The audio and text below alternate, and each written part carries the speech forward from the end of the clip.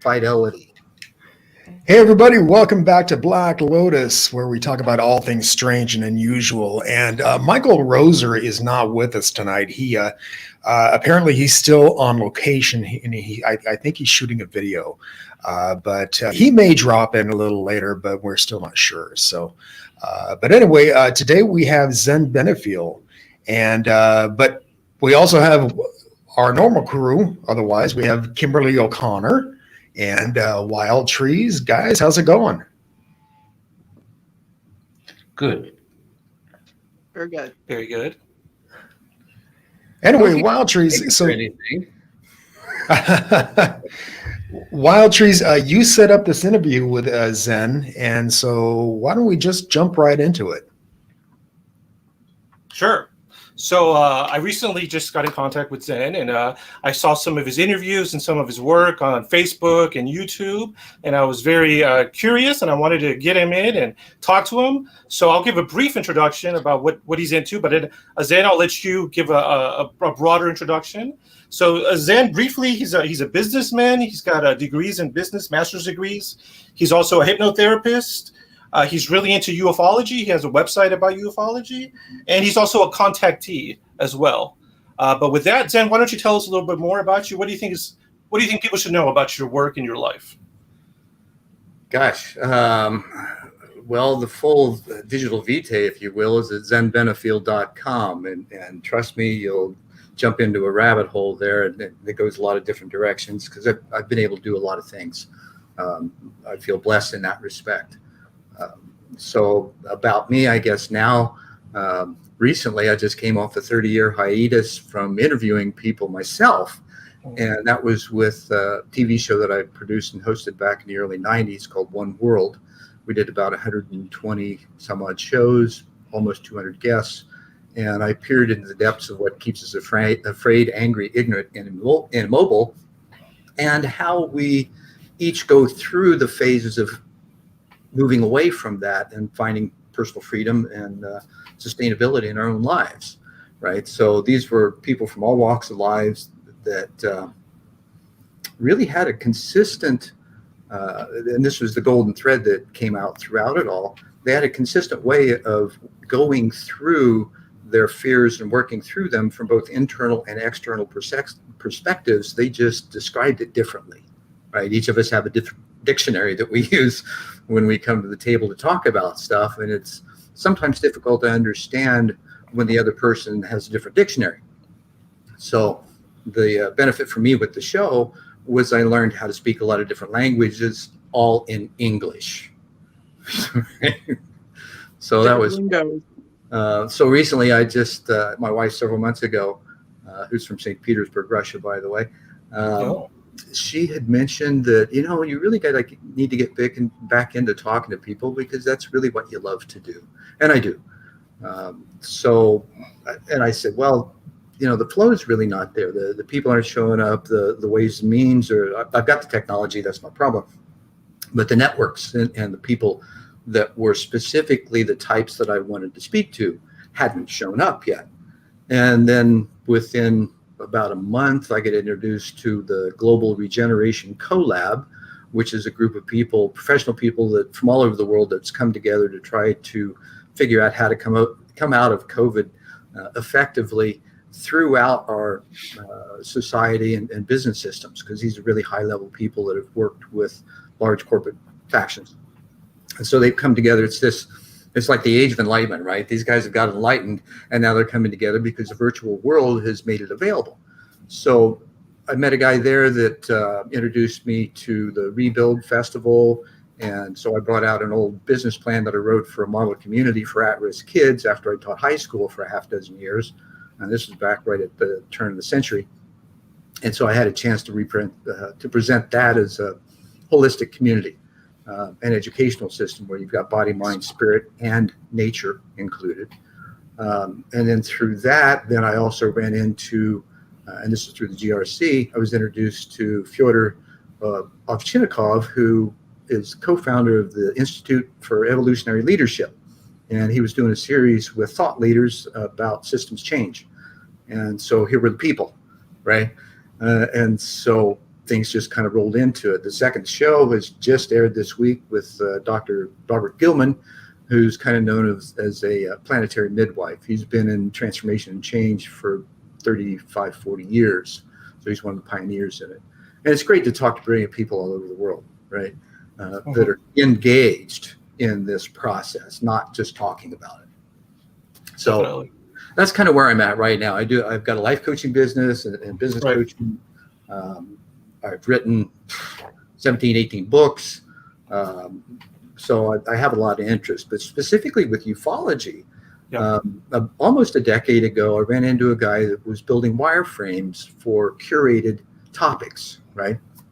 And it's just the wireframe is there, and all you got to do is plug everything in. So I got talking with him, and he loves the topic of UFOs, and the International UFO Congress was a month away. This was in 2013.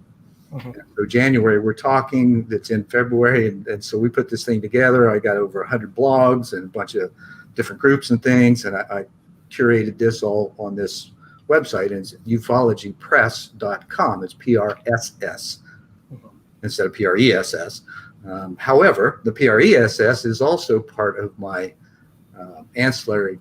It's an ancillary blog that I write for that goes into the feed system in Ufology Press, which is really based on all RSS feeds, and then radio shows and TV shows and CDs and authors and all kinds of things featured. It was my example, if you will, of collaboration within ufology, which was ahead of schedule because there really is none yet that I can see.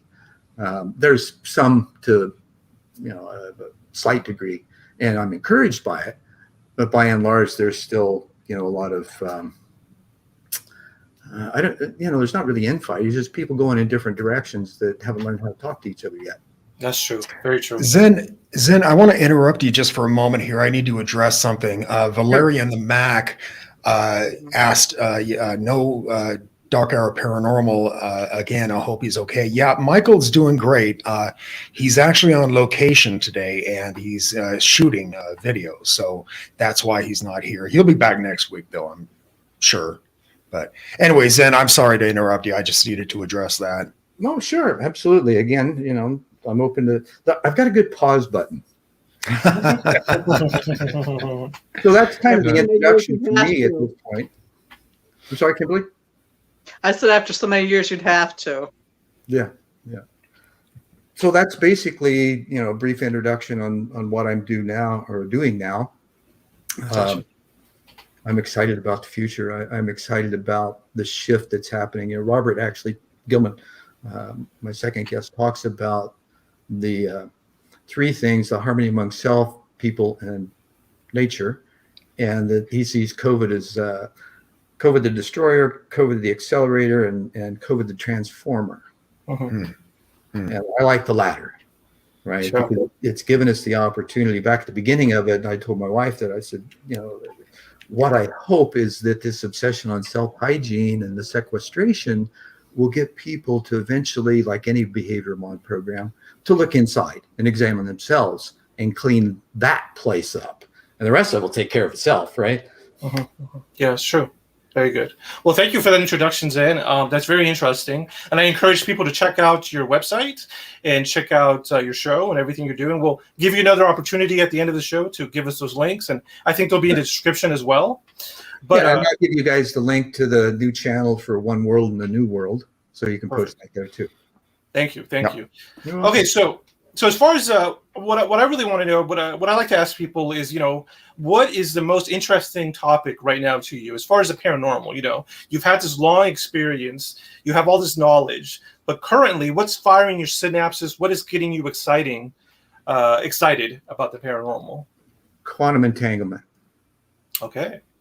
That being the direct experience of synchronicities, serendipitous moments, how the acceleration of the experiencer style of life, right? The contactee that has been ongoing, or the experiencer that's had not constant contact, because it's it's non-linear, non-local,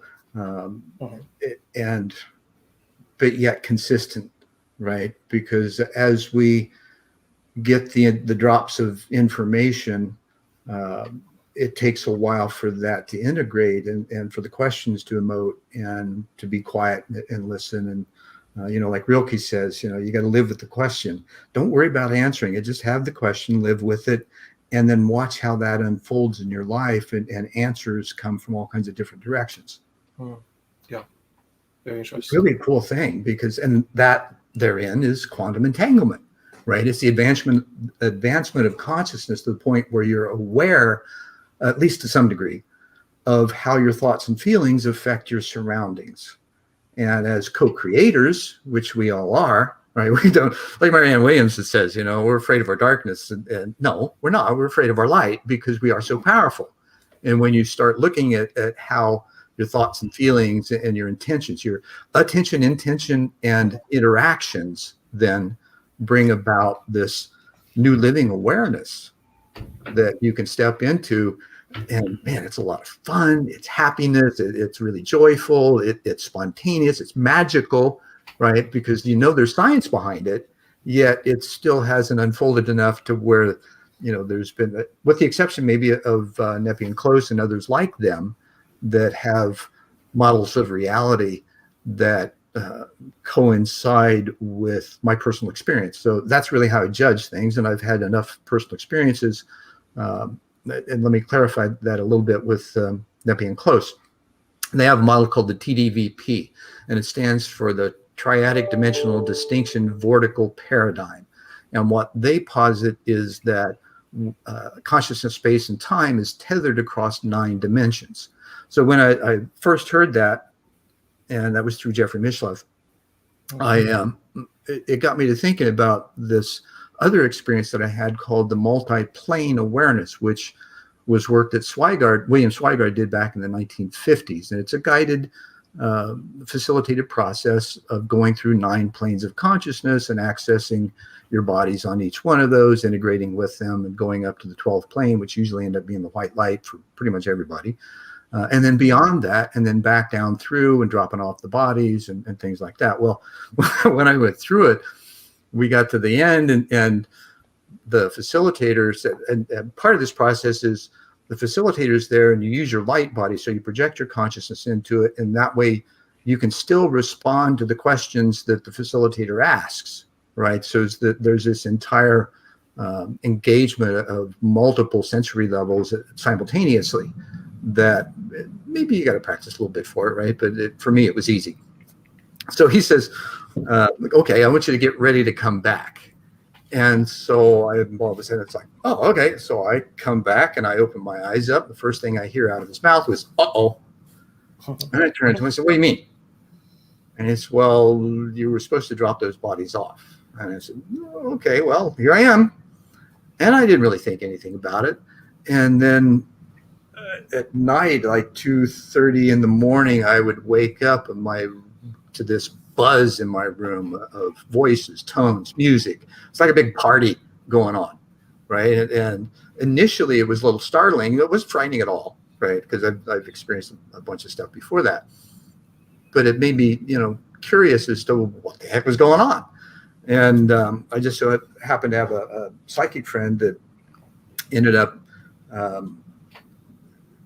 confessing that I had multiple beings in her. She says, oh my God, how can you sleep in here? There's got to be at least a dozen different beings in this room. And when she said that, it all clicked. It's like, okay, that's all me. I just don't understand me yet, right? It's like our bodies are an instrument. We just don't know how to tune them. Same kind of thing, only on other levels. So that was in 1989. And so I've had a lot of years to really begin to question, okay, what was this all about? What's it all mean? How does it all fit? And then in 2018, I was introduced to the TDVP. And it's like, okay, here's a model that fits. And then the solfeggio tones also correlate with 9 levels. And it's like, interesting. Everything's made up of vibration. There's frequency ranges. There's bandwidth. It all fits in models of the electromagnetic spectrum.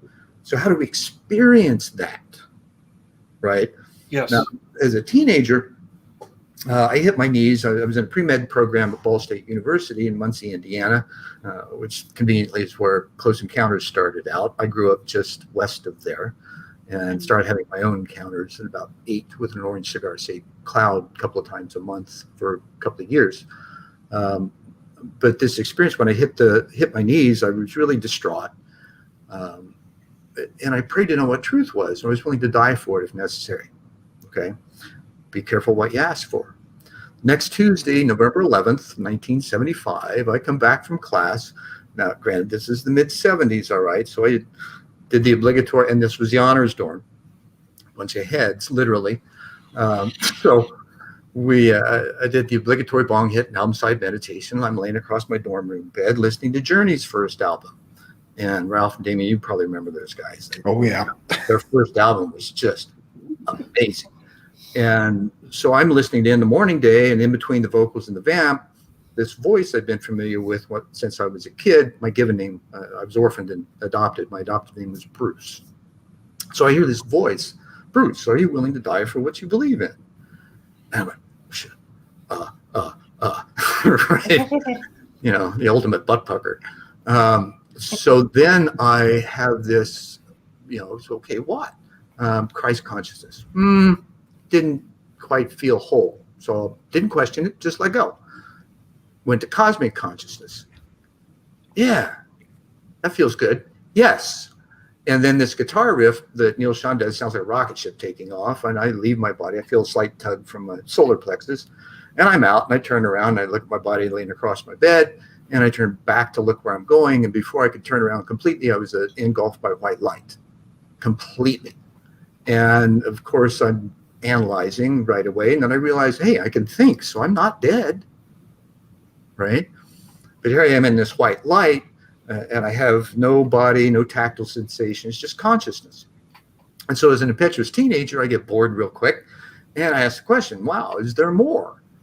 And so I feel this movement of energy, and I'm in kind of almost an opposite interscape, if you will, with an indigo background and points of light surrounding me. And my first question, of course, what are the points of light? And the intuitive answer was, there points of consciousness, whether in body or not? I'm not sure, because I know I'm not. And then the voice picks back up and says, these are those that you're going to work with in order to facilitate a new world order. It will happen in your lifetime. Know this to be true. Your path will be full of trials and tribulations. Have faith and trust that everything you need will be there at its appointed time. Trust and allow. And on the W in allow, I feel this rush of energy, and I'm back in my body taking a gulp of air. Now, the first thing that I got from that was, holy shit, what just happened, right? And the second thing occurred to me is like, wow, that was cosmic consciousness. And I condensed back into form. So it occurred to me that we are all that. We are cosmic consciousness condensed into form. We're just not aware of it, right? So that goes to the point of light within and the great light, and we bounce back and forth through whatever lifetimes. And, eventually we line them all up and maybe get to the point where we're disciplined enough to where we can achieve the ascension, kind of like Christ and guys like him did, right? He's not the only one. Yep. Zen, let me ask you something. Do you think that we are getting to that point as, worldwide? Well, worldwide, no. But there are, it's like layers of the onion. There's few people that rise above it all and can achieve that, but there doesn't need to be that many in order to shift the global consciousness, right? Mm-hmm. Okay. So part of what happens is that there's this natural division of labor, but there's an imbuement of it with this idea of, we're all one, we're working together towards a collective whole. It's not socialism or anything like that. It's the concept of oneness applied throughout those that have the skill sets and the ways and means to accomplish the rollout of this great awakening, right? Which is the new world order that I'm talking about. It's like the next step to harmony among people and planet, right? Gilman talks about the harmony with self, with others, and with nature. And it's the same thing. It takes us to the level of the cosmos. Now, understanding that there are some others, there's a Russian academician called Bronova, who gave a dissertation, it's on YouTube, all the scientific discoveries that point to, yes, we are in the middle of a biospiritual evolution and we are headed towards exactly what you're talking about, Damien. Right? And there's science behind it. So now there's, in the whole aspect of the point of light and the great light, I did a little video that I share. It's about a minute long, but it talks about this natural order that's beyond religion, right? It's built into our systems. We just haven't become aware of it. One of the things that helps to become aware of it is the indigenous philosophy of the three brain system: gut, head, or gut, heart, and head, right? And it's first brain, second brain, third brain. So everything in science now shows that the solar plexus is just jam-packed with neuroreceptors, right? Right. Yeah. So these neuroreceptors pick up on the vibrations. That's where we connect with everything, because everything's vibration. So we That's can where you sense get and your feel. gut feeling. Hmm? That's where you get your gut feeling. Exactly. I'm a Cancer. I've been an empath since I was a kid. So I have that extra level of sensitivity that most don't, that drove me nuts for a while because I thought everybody else could do it too. Right. I'm a And Sagittarius, and I'm a very highly sensitive empath. it's it takes work, to get through it all, to learn how to really just, Otto Scharmer calls it the process of co-sensing and co-presencing when you're working with others, right? You get to that place where you understand that, yeah, the cosmic consciousness is there, but the practicality is you move out of the way of your ego and your self-gratification and all those kinds of things at a physical level, and be open and, here's the superpower word, vulnerable to what's happening around you, right? Without judgment or pushing or pulling energy. Ashtar many years ago says, cosmic telepathy is not about pushing or pulling energy at all. It's about flow. And it's like a river. You can step into it and you'll know it, because everything around you will give evidence of it. All you got to do is be aware enough to look around. I have a theory that people that, like Ralph and I always say that we're paranormal magnets. We both have experienced things like ghosts, and we've experienced UFOs. I am an abductee, and I think that people like that, people who are empathic and open to these experiences, are more likely to witness these kind of things. And I also think that there Is it witnessing or is it actually experiencing? I mean, there's an observer that witnesses it, right? Okay. Yeah, I see what you're saying. Well, no, we would be experiencing, Yeah. I think.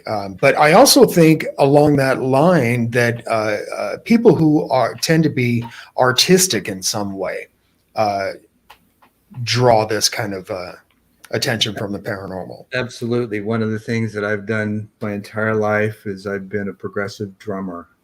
And so I live in that improv space. My wife's a conservatory trained pianist.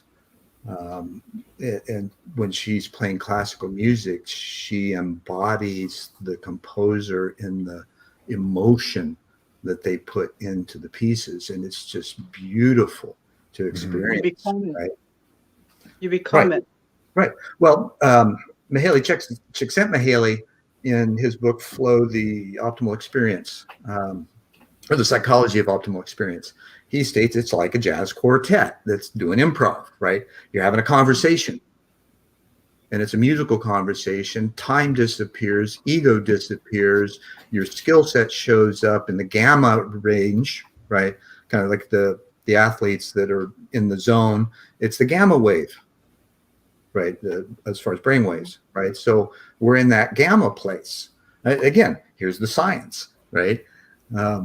So there's waves where, science and spirituality dovetail, and they kind of, they reference each other, right? And if they don't, we're still missing something. Then there's the people from elsewhere that Wilbur Smith talks about in his memoirs. I don't know if you guys are familiar with that book. It came out in 1964, and it's probably one of the most un, unknown gems. I'll say. Wilbert was the the director of Project Magnet in Canada, which was Canada's UFO investigation program, funded by the Department of Transportation. Oh. Right, and he was a scientist. They put him in charge of it, well-respected man, and he had communications. And one of the things, he called them people from elsewhere, the guys topside, or just kind of pet phrases like that. But one of the things that they said to him is, first of all, we don't understand nothingness. And that's the core of their understanding. One of the other things that they said is that we got time out of sync, right? And that meaning that time is a measurement of the change of entropy, right? So when you're in a jazz jam, right, there's no entropy there. So time disappears, the experience of it, right? And I'm sure you guys have experienced those bubbles where you're talking to somebody and time just disappears, and all of a sudden 3 or 4 hours go by and you're like, wow, what happened, right? Or, I'm curious, Damon, why do you use the term abductee? Well, I know a lot of people like me consider themselves taken. They don't like the term abduction, but these people are repeated abductees, or they're repeated experiencers, and most of them have a pleasant experience. I did not. I was abducted. I was taken against my will, and so yeah. So let me ask you another question then. Was that your deepest fear? Was what my deepest fear exactly? Being taken against your will. No, in fact, before this happened, I didn't even believe in UFO visitations. I didn't believe in it at all. And but yeah, so all right. So, do you think maybe your questions about it had anything to do with the experience and how it showed up? And I understand, when things of an unknown nature or something happens that you just feel like you're completely out of control, right? Mm-hmm. That it's frightening initially. Yeah, well, when I was taken from my car on a dark road, and I rolled up on this massive UFO. It was a big black triangle about the size of a football field. And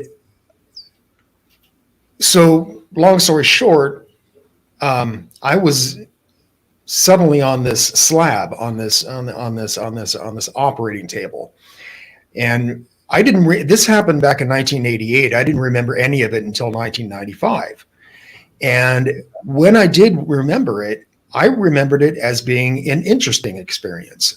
When I first came in contact with the being, I was more fascinated than anything else. I wasn't in fear. I was just, yeah. And but I didn't remember what happened to me while I was on the operating table for many, many years. And it wasn't until about maybe a year and a half ago, Ralph, my wife, and I were watching a movie called The Fourth Kind. And in it, there's a scene where a woman is on that operating table and she has this big drill that's coming right toward her eye. And I flipped out. I suddenly had that memory when I was on the operating table was suddenly triggered. And I've remembered what happened to me. And ever since then, I mean, I've been suffering from PTSD because of it, because it was really a horrific experience. Now, I know that there are other people out there, like Kimberly, for example, who is a repeated abductee, has not had that kind of frightening experience. But then again, Damien, that's because, you know what? I've never remembered being on the slab other than when I had a loved one beside me, and that's when I freaked the hell out. Other than as far as being examined, and personally, I don't recall. I don't have any recall on any of that, but I have recall of being on the ship many times. Yeah. I can And relate. you've had relatively pleasant experiences otherwise, right? Right. Yeah. Yeah. But as far as the initial examinations themselves, I don't have any recall of those. Yeah. Yeah. And maybe that's why I have a different outlook on, well, not, I don't want to say a different outlook, but different experience per se than you do. Because maybe if I had that recall, maybe my my thought would be different. Perhaps, yes. Well, I can relate to that with a specific experience I had in 1991. I was in the midst of producing my TV show. I was in touch with a lot of different metaphysical groups. I was a close friend of Jim Dilatoso's, who ran Village Labs with Michael Tanner back in the early 90s. And that's where all the guys from around the world brought their photos and videos for analysis. Right. And so when the Phoenix Lights came around, I was there kind of a fly on the wall with all the interviewees. I actually delivered Jim's 10-year relationship, a woman he was with, to his home several years before that. It was kind of weird synchronicities. But so I'm laying in bed, and all of a sudden I wake up on a steel gurney, and there's 3 tall grays that now when I come to on the steel gurney, I sit up and I'm laughing. Not uncontrollably, but nearly so, because there's a bunch of electrodes stuck in my sphincter, and it appears that there's wires running to a machine, and these 3 grays are plastered up against the wall. And it didn't dawn on me at the time that in those levels of subtle energy, they don't expect people to wake up laughing. Right? So, I'm kind of like an old friend of mine, Swami Beyondananda. That's his website, Wake Up Laughing. So, and maybe I was reminded of that, but when I woke up laughing, I'm looking at these things, and I look up at them, and they're plastered up against the wall, and I realize that laughter is probably what did it. And I'm like, come on, guys, what do you think you're doing? And I start pulling these things out, and I don't feel anything till I get to the very last one, and it feels like I pulled a pubic hair, right? Just a slight sting. And next thing I know, it's like Inception, right? I wake up in bed. I'm like, holy shit.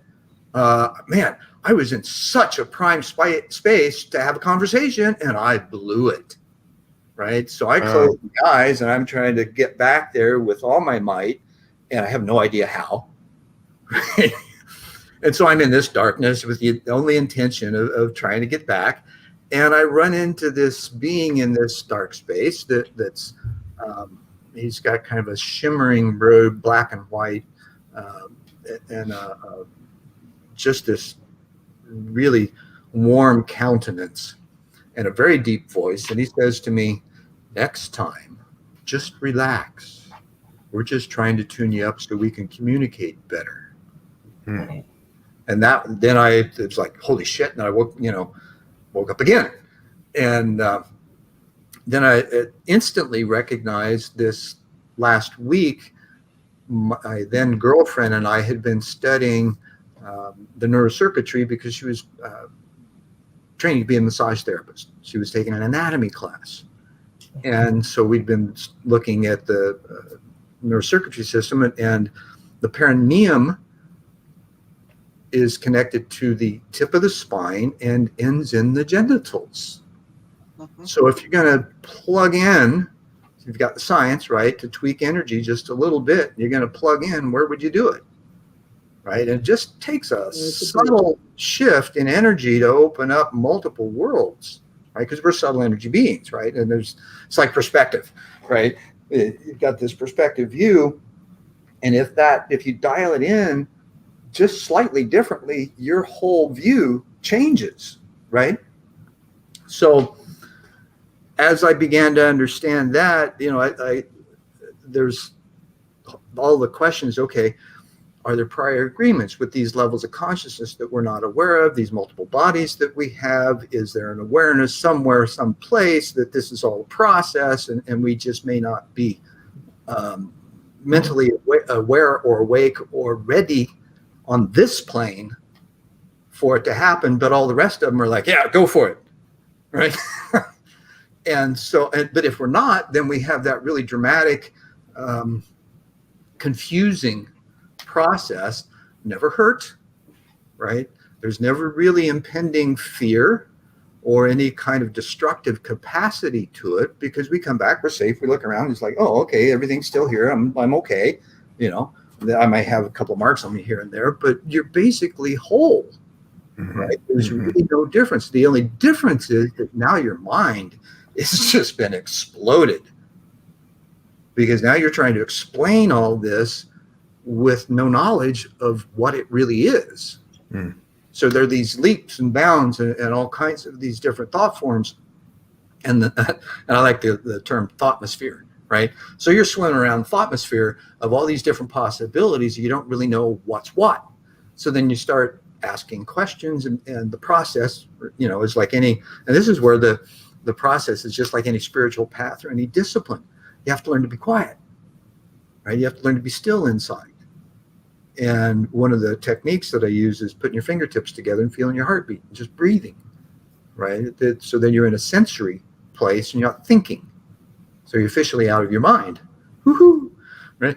And so when you're in that place and you focus in that area for enough time, then your whole body begins to pulse, and you also become aware of much deeper levels of information and access to it.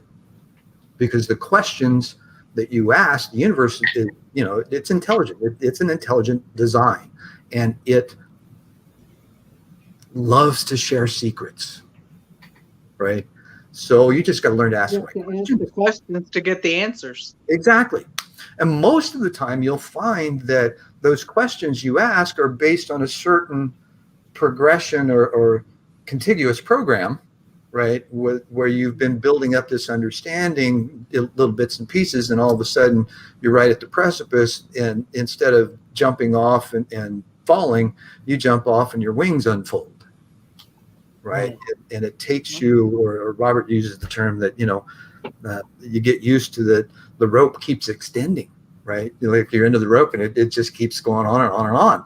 And so it gives you the opportunity to experience this new living awareness in a deepening way. And the activity becomes more of there's a sense of fearlessness in it, because as you experience it, you begin to trust it, and trust deepens. The faith, right? You have evidence because we know, we have faith that, there's more than just us. We see all this stuff going on in the skies, the sightings. Now even the military is going, they're around, but we're not going to tell you everything about them. We're just going to, they're real. But so part of what I see happening with that, the next 60 days or 30 days now that this report's supposed to be issued. So this is still a cursory level. We're not talking about the communication and consciousness and the messages and all the kinds of things that experiencers have been getting for decades. Right. And back in 1952, got a message from the I-Star Command that said we need to leave the atom alone. We don't understand it. Did we listen? No. So later on in the 60s, they came along and said, okay, we're going to set your ICBM silos off just to show you that, we're serious about this, right? And then in 77, they hijacked the British TV station with another message from the I-Star Command. Different character, Rillian, this time. That's a really interesting incident. I looked into it really is. Right, and so those kinds of things that, we can try to explain it off on other kinds of phenomena, some hijacker, shortwave guy, all the trite stuff. But the reality is it happened, and the message was given. Yeah, the reality is it happened, and we're talking about it right now, so many decades later. Right. I mean, the message got out. Yeah. Well, it's kind of like that one video, and I have to admit it's probably a hoax, but about the Skinny Bob alien, right. The interview with Skinny Bob, and I have to admit it's probably a hoax, but what is not a hoax is the message behind what he says about humanity and what we need to do. Right. Right. So the hoax side of it, good job. Right. The reality is their preferred, and this is the other thing that they told Wilbur Smith, our method of communication, our preferred method is telepathy. right? Right. Because you can shove so much information down that glass tube, right? And then it arrives in a much grander fashion. It's a visceral experience rather than just a data stream, right? And the same kind of thing happened with the crop circle in 2002 with the disc, beware. And here we are now with this fallacious narrative that's global, and we know it's deceptive, it's fallacious, it's a way that the guys are trying to, manipulate the masses and increase the fear level of each other, right? The masking. And now we've got the masks and non-maskers and the vaxxers and non-vaxxers. We still have to get along in order for the planet, for us to evolve. The planet will take care of itself, right? But we have to get to the place where we're working better together. And now because of whatever this is, my aunt had her next door neighbor, 31-year-old kid, never been sick in his life, no medical history of illness or disease or anything like that, got his second dose and died a week later. Right? So this kind of shit's happening all over the globe. And there's not much being done about it yet. Right? Now, the thing about what Astor said about cosmic telepathy and the push and pull, if we get into that battle of wills and things like that, then there's problems. Then there's this warring energy that comes present. We don't need to have that. We're more intelligent than that by now, right? What we can do is effectively say, okay, information is power, right? So enough people sharing the same thing and asking for moral and ethical codes to come back to the surface where they need to be. And here's another example. Timeline-wise, we're in between the Piscean and the Aquarian age. Jose Ruiz and I had a conversation years ago. He and Lloyd Dean were just hilarious to be around. But Jose and I were talking about the solstice and what the harmonic convergence was and how much time we've got. Excuse me. And so he says that the waxing of consciousness basically and awareness happened almost parallel to the information curve up through and to the winter solstice of 2012, right? So that's the tipping point, if you want to use Gladwell's term, right? So then on the other side of the tipping point, what do you do, right? We have this awareness, this consciousness. What do we do with it? Well, we implement it back into existing systems. And the people with the skill sets and the knowledge and the know-how and the availability and the vulnerability to step up through this self-initiated activity then pop up, just like the folks in the GRC, right? Interesting, they started in 2019 and then COVID hit in 2020. And so they were in position already to help move this next phase along. Right. So all of these synchronicities are taking place. There's so many people. And that's kind of the purpose of One World in the New World, is that I'm bringing these people together that are the front runners of system change and thought leaders in that respect, and talking to them and getting them aware of each other, because they're not, right? Or they're barely.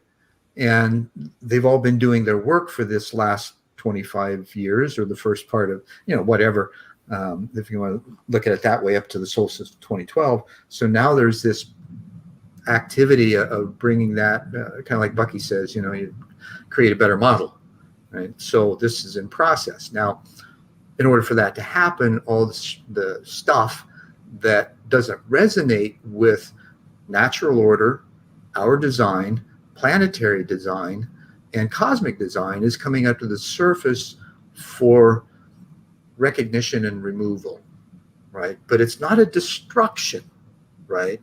It truly is an apocalypse. An apocalypse doesn't mean catastrophe. It means uncovering. Right. So, and I realized that the other day. It's like, oh, cool. So I'm having apocalyptic chats, right? Where their empathic listening is brought forth, and then generative listening, which allows us not only just to feel each other and understand, yeah, we're all on the same page. It allows us to take it to a new level and discover that capacity we have for co-creation. Right. Yep. So you mentioned the transition from the Piscean age into the Aquarian age. Yeah. And from what I understand about the Piscean age is that it has been filled, and it's been obvious, historically speaking, that has been filled with law and order and that kind of thing. And Masculine energy. Masculine energy, exactly. And the Aquarian age is supposed to let up on all of that. It's Do you the think introduction of divine feminine? Yeah. Do you think that the fact that the masses mindset is changing about UFOs and about possible alien visitation, do you think that that has something to do with that? And Absolutely. where do you think we're going to be going? I mean, once the aliens are revealed, uncovered, as you said. Wait a minute. They aren't already? I mean, come on. Well, yeah, we know that. Argue with that fact. We know it. Right. So, We know that, deepening. but we as the collective do not know that. I mean, the masses are just now waking up to this, I think. Well, true. And when you consider the advancement of a planetary civilization go through phases, our emotional, spiritual, physical, intellectual processes go through series of maturation, right? And some are ready for that maturation process, some aren't. Mm-hmm. It's all okay. They don't have to be, right? Because remember, this is a natural design. It's all in flow. We don't have to do something because we think somebody else needs to. Not right? Everybody's on the same agenda. Right. We don't need to be, right? All they need to be is in a place where they can feel some degree of freedom and safety, mm-hmm. right? This kind of relaxes. And so this next phase, on our way to a type 1 civilization in the Kardashev scale, is not only are we going to be able to harness the planet's energy, we're also going to be able to provide everything that's necessary for the sustenance of our population, mm-hmm. right? And one of the things that Jeff Mishlev said when we were talking in the interview I had with him, he's got a friend that's a remote viewer that talks to aliens all the time. And she says that they see us as these pyramidal systems with alpha males at the top that are all fighting with each other, right? That's the Piscean age, mm-hmm, mm-hmm. right? So now this is shifting and this sense, right? The gut sense, that's feminine. That's the womb. Whether it's in a male or a female, doesn't really matter because at that level it's androgynous, right? But as, like in my relationship with my wife, her being Russian, it's kind of funny because her energy is very masculine. She's Piscean, by the way. And I'm Cancer. So I have this very feminine energy. Now, that doesn't mean that I'm unable to put it into practical and pragmatic processes. I mean, I worked in my 20s. I was responsible for $7 million in shipments of spare parts, commercial spare parts for an aerospace company, 800 part numbers. So these were things, and I excelled in how I did my job to the point where they came and asked me how I did it, and it was all interpersonal skills, how I dealt with people. I go to the people that everybody else thought were assholes, and I make them a friend first, just by doing things for them. Mm-hmm. And it gradually, the people are untrusting to begin with. They're really wary. But once they realize that, your intent is just to get along so that you can all get the job done. Now, later on, I got into, I got trained for partnering facilitation for pre-construction team building meetings for major construction projects. And so I'm the guy in the middle of the room with 25, 30 people around me that are design engineers, inspectors, general contractors, city, fire, police, military. I mean, all of these different groups are all stakeholders in the project. So my job is to get them all on the same page and working together effectively, right? When I first started doing it, man, I was nervous as hell. After a while, it's like, okay, I just got to show up and be me. And, read everybody, recognize the micro expressions when they appear, ask what they're about, draw out the questions, put them on the table. And this way people felt like they could be vulnerable to some degree, be respected for it, because all of those issues have to come out, or it could result in job stoppage, which are hundreds of thousands of dollars a day Right. if it happens, right? So that was also part of my training, and everything that I've gone through in life has led me to this point of being able to, organize and get people, places, and things together to do stuff. Dudley Lynch, it was a really cool guy. He's wrote a book called Strategy of the Dolphin years ago, and then a second book called The Mother of All Minds. And he talks about the alpha mind and the alpha chassis, kind of chatty too. And that we're replacing that alpha mind with the beta mind. Now, the alpha mind steeped in competitiveness, right? And the beta mind understands oneness to some degree. It may not be able to really define it well, but it has that concept, right? So that's kind of where we are right now, where we've got this alpha mind that's being replaced because we're seeing, oh yeah, we need to learn how to work together. There's more to this world than just our population. There are others that are showing up, that are having interactions, that are saying the same things, encouraging us to learn how to get along, fix the systems, take care of everyone. Once we're in that place, then we'll have open interaction, but not until, right? Because we're not capable of it. We can't work with each other. I have a question for you. Going back to the grays, what do you, it's two questions, I guess. Do you think there's multiple gray groups? And what do you think is the explanation for them? Are they really interdimensional? Are they time travelers? Are they us? Are they from another planet? What do you think is going on with them? Short answer is yes. All of the above? Right. Long answer, one of the other experiences I had in February of 21, of Lot 1, and this happened over 4 nights. I woke up the first night. I was emceeing a meeting in an auditorium that had 300 plus, or looked like about that amount of different races. And there were different presenters that were sharing the various processes, duties, responsibilities, and things of first contact, right? And it went from, the initial things, kind of like Roswell, to the deeper, the channelings, and then the music, and then the multiple sightings, and the what you would call the abductions, Damien, and then the experiencer side of things, and now there's the openness from the military, and now the next level is going to be, okay, these things are happening. Who's behind them, and what do they want? Who are they? And those kinds of questions, which is deepens the awareness. And so I'm going through all of these, and there's 4 nights in a row, and then at the end of it, there's and the beings in the room. There were, I don't know, dozens of different races, all kinds of different forms. Now the grays, one or at least a particular style, an Arcturian, I guess is what they're called. My wife's cohort, his name's Nick.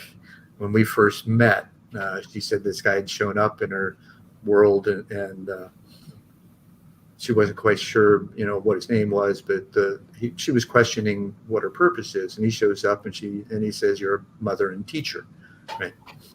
And so I'd asked her, I said, do you want to meet him? And she was like, yeah. Well, here's where the hypnotherapy came in, right? I was able to take her down and into a place where she could see, and she was really receptive to it. So it didn't take long. And she gets into this place, and she encounters a room full of cherubs dancing around in this joyful, playful kind of dance. And she describes the scene. I said, okay, so ask Nick, because she got his name, ask him to, hadn't got his name yet. I said, ask your guide to show himself. And so this one cherub turns around and kind of takes front and center in her screen, and it introduces himself as Nick. And then I started to say, okay, ask Nick to show you his true form. And before I could get the entire question out, she says, he's a gray, right? And she was excited about it. So, and he's brought her on board ship. She had an experience of meeting a council, and the person that was kind of the head of it had a squirrel-like appearance. Right? She'd never seen that before, but he was this really friendly, definitely authority level, because the rest of the group, there were about a dozen different ETs that she'd faced, but she was only there for just a few moments. It's like these little bits and pieces, right? And it's hard for us to stay there, because what happens? This thing kicks in. Mm-hmm. As soon as we start to think, then that takes us out of that flow, because we're analyzing, we're trying to figure shit out with and provide answers with information we think we have. We don't have the information to actually answer it, but we're not skilled or disciplined enough, fearless enough, if you will, or no, it doesn't really matter whether you feel it's the discipline to be quiet and You're remain trying to take in details. You're trying to take in as many details as you can. Right. And so it's like becoming the ultimate observer in that place, right? Where the participant is like, another example, 8 years old, I'd had multiple OBEs. I'm laying in bed one night, and all of a sudden I'm looking at my body from the upper left corner of my room, from where I was in the bed. And I watch my body get out of bed, open my window, climb out, walk across the neighbor's backyard. And now I move through the wall, right? So I don't feel anything. And I watch my body walk through the neighbor's backyard, climb a fence, and walk out into this 10-acre pasture. And as I walk out towards the middle of the pasture, my body starts rising up into the air. And I look up and I see this mile-long orange cigar-shaped cloud. Now, I don't realize what's happening at the time. As I get up to the cloud and I start going into it, my observer becomes one with the participant, and I enter the cloud, and I wake up in bed the next morning. And the feeling that I had was I couldn't wait to go back.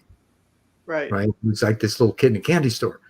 And so and those things I was able to witness a number of times, and it happened bi-monthly or bi-weekly actually, for a couple of years. And then in 1981, we were getting ready to move to Phoenix, and I'm walking through a metaphysical bookstore in Muncie, and there's maybe two other people in the store and the clerk, and there's nobody in these two aisles. There are three aisles that I'm next to, but this book falls off the shelf. And I'm looking around, and there was nobody there. So I walk over and I pick it. I look at it. It's a cover open, or the cover was up, and it was Ruth Montgomery's Strangers Among Us. And so I pick it up, I turn it over, and the first paragraph I read, paraphrased it, is the most common contact or contactee experience in the Midwest in the late 50s and early 60s was the orange cigar-shaped cloud. And at that point, I'm 15 years older than I was when it first started, and I just got boom. It's like, wow, right? Because I hadn't really thought about it, but yet there was, and over the years, in fact, the information that I gained from those experiences has been spilling out into my consciousness as I learned to ask better questions, because their ways, in essence, were taught to me on that ship as a child.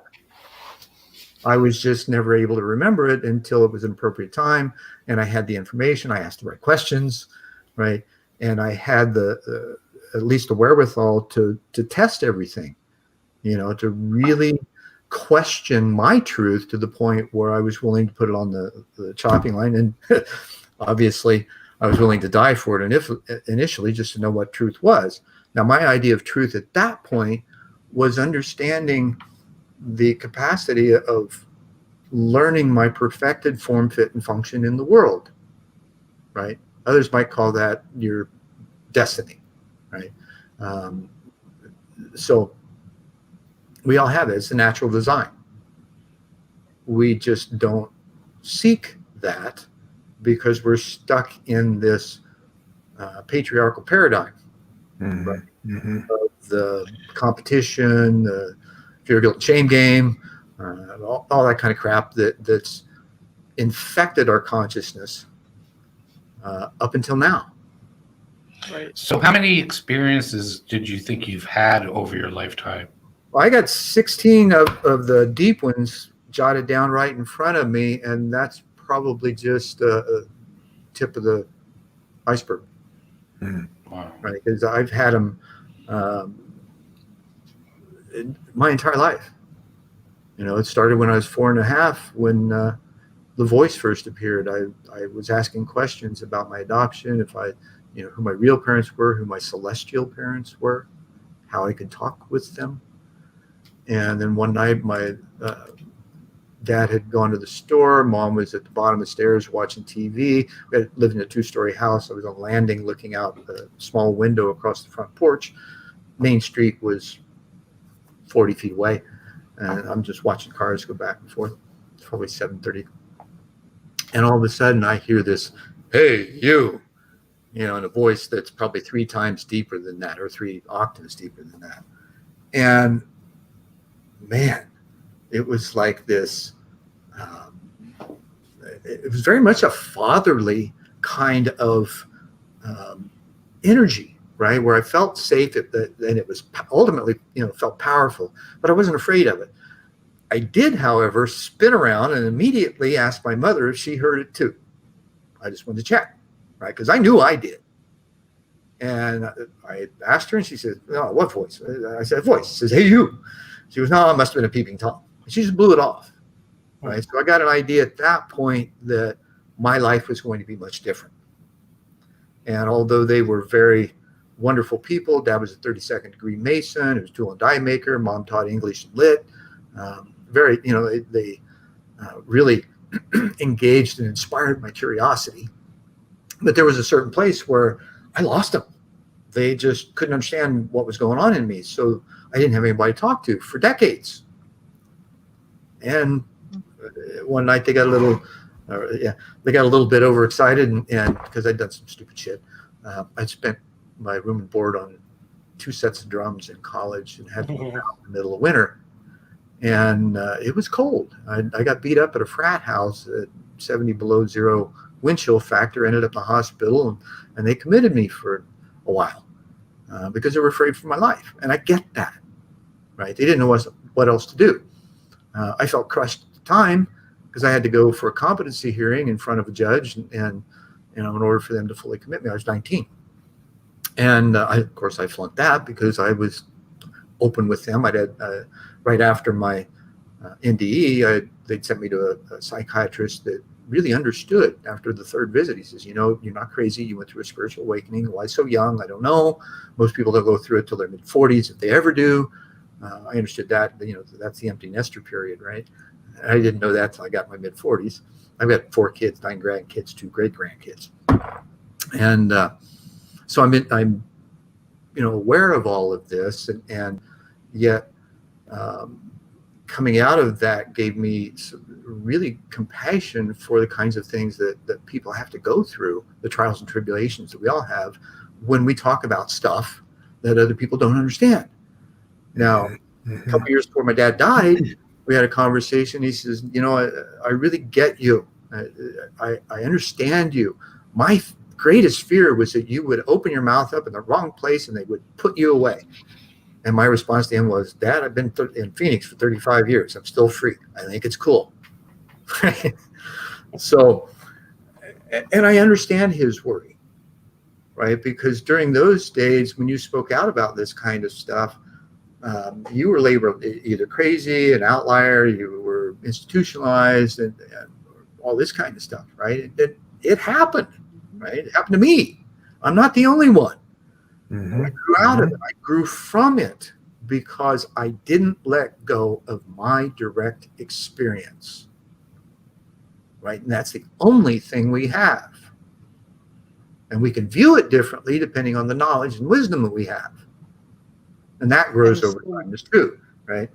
I had a good friend, Willie Whitefeather. I'd lost touch with him. Yeah. He'd been on my show in the 90s. This was 15 years later. I tracked down his book on his website, Children's Survival Guide, or Desert Survival Guide. And I reached out to the webmaster to see if she knew where he was at. A week later, I get a phone call. "Oh, CO, brother! and the essence of the conversation was that he told me that, in my tradition, but Cherokee, we cannot join or form a council until we're 51. I was 46 at the time. And so here was this next, piece of wisdom that, oh, okay, so now for those next few years, I'm going to really observe what my gain in wisdom and understanding is. And I also understood that, by 51, you're usually a grandfather, right? Or close to it. So all of these kinds of wisdom isms just, kept dropping into my life. And it really created in some ways, a circuitous path, but a fun one, even though at times it was excruciatingly fun, because I knew that what I would have to go through would be tough. It would test my mettle, but on the other side, I'd be through that door and free of yet another emotional or energetic blockage that was keeping me from stepping into that perfected form, fit, and function. Make sense? Yeah, absolutely. Zen, we're going to get out of here pretty shortly, but I've got say again? Time flies, right? Oh, yeah. We're in the bubble, I guess, Yeah.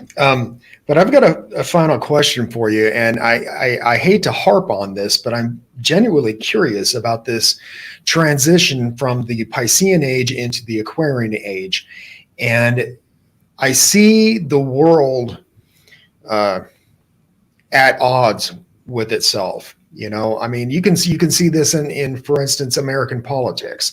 And so I think my question is, are we going to survive this transition? I mean, Absolutely. And I'll tell you how. it's easy to be cynical and say, I don't know that we're going to survive it. I mean, you look at the world now and it's like, I don't, but I wonder, a person like you, I can't see you being very cynical about this.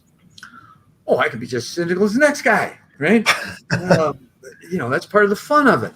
However, my experience is, and with all these different organizations and people, places, and things that are now moving in a different direction, right? With this regenerative culture attitude, which is this, movement toward understanding our natural design and the design of nature. And, you see the biomimicry coming out all over the place now, right?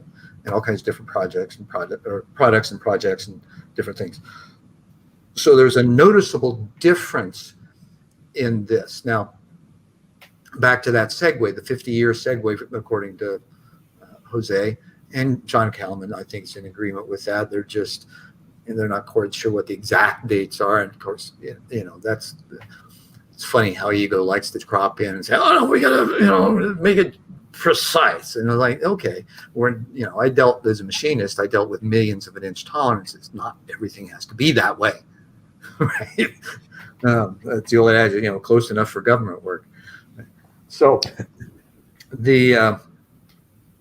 in this second phase, which is a 25-year period up to 2037, there is this transition. And like the people from elsewhere said to Wilbur Smith, the change of entropy, right?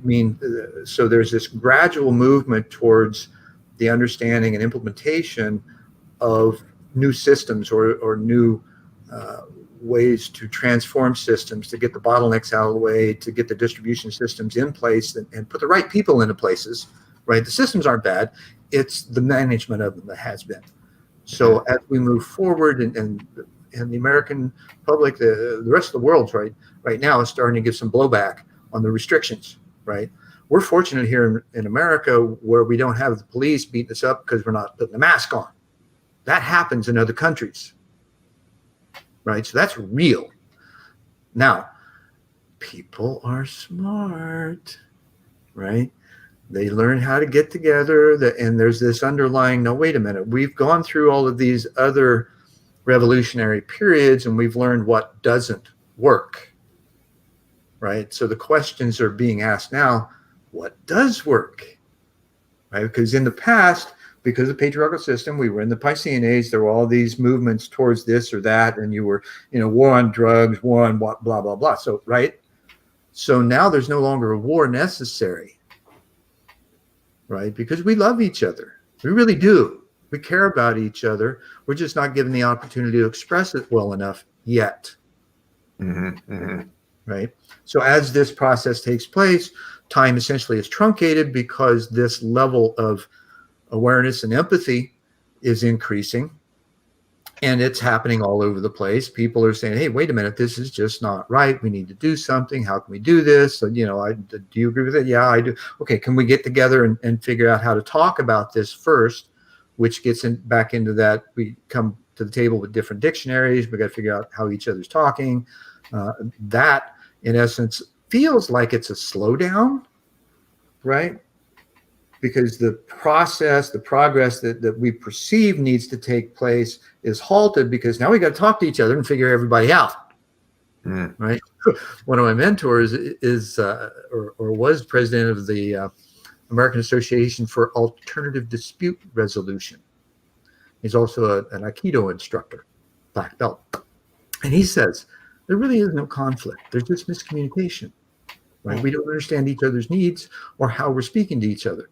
So there's this whole new realm of jobs, if you will, or entrepreneurs that are coming forth and knowing and studying how to be master communicators and how to elicit that capacity for groups to begin to communicate with each other at very raw and real, vulnerable levels, which hasn't been present in the past because you come into a meeting, there's an agenda, there's somebody leading the meeting, everybody's in pecking order, right? So now we're getting into a place where it's a chaotic system where it's kind of flatline and everybody's self-initiating, and that self-initiation brings you into a different level of awareness, a different energy field, and you become a magnet for those types of people to show up in your life, and they do. I'm a perfect example of it with the work that I'm doing now. I mean, it's replete with proof. And I will match that with anybody, right? Because I can not only speak it, I walk it, I live it, I love it, right? And I invite others to learn how to do that because it really is the process of change, and it incorporates a multidimensional consciousness that that links up these other worlds and the other beings, and they're there to help us because they've been through it already. There's thousands or millions or maybe even billions of years advanced from us, so they've gone through these very things. They know what it's like. It may be a little tough for them to do refresher courses, right, in dealing with lesser intelligence, right, but they still do, and they're not harmful. They don't there's absolutely no proof whatsoever, for guys like, what's his name that does the Allies of Humanity, and reading through their material, it's just fear-based crap couched in a really eloquent story. I don't feel it, right? But if you're not skilled at the discernment, then you're going to listen, your mind's going to process it because you're not using your gut and your heart. You're just hearing shit. And so your mind's already thetonic. It's a thinker by nature. So it's got this zeros and ones bouncing back and forth between the right and left brain. The corpus callosum doesn't know how to interpret it all yet. But yet that's at the center of the brain, and a functioning organ as well as the pineal, right? Which that whole process is integrated, and that's what we're learning, right? And it's a wonderful thing. Right? Yeah, it could be scary for some because you're having to give up the belief systems, suspend what you thought to be true in order to find out what really is. Well, we're going to need to get out of here. But Zen, thanks a lot for being here. Thank you. It's really an interesting conversation. Thank you. I hope I was helpful and it all made sense, and your viewers will appreciate that. I'm not used to, let me put it this way. Let me reframe that. I'm used to being interactive. I felt like I kind of took up things. I go on rolls sometimes, and as you can tell, I can talk for a long time on a lot of different stuff. But I appreciate the opportunity and the questions that you ask and what you guys are doing. It's fantastic. Thank Viewers, I'm going to drop a link to his website, to Zen's website, and definitely you want to check that out. It's very interesting. Also, we're not monetized yet with YouTube, but we do have a way that you can contribute to us, and it would, every dollar is appreciated.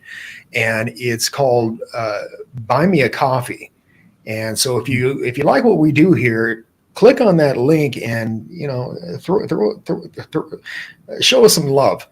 Again, buy these guys a coffee. Like I said, every dollar counts, and especially with this kind of stuff, because it tends to be a little expensive to run this kind of thing, along with our podcasts that we have at Podbean and Spotify and all that. Sure. And so anyway, until next time, folks, keep thinking and question everything. Namaste. And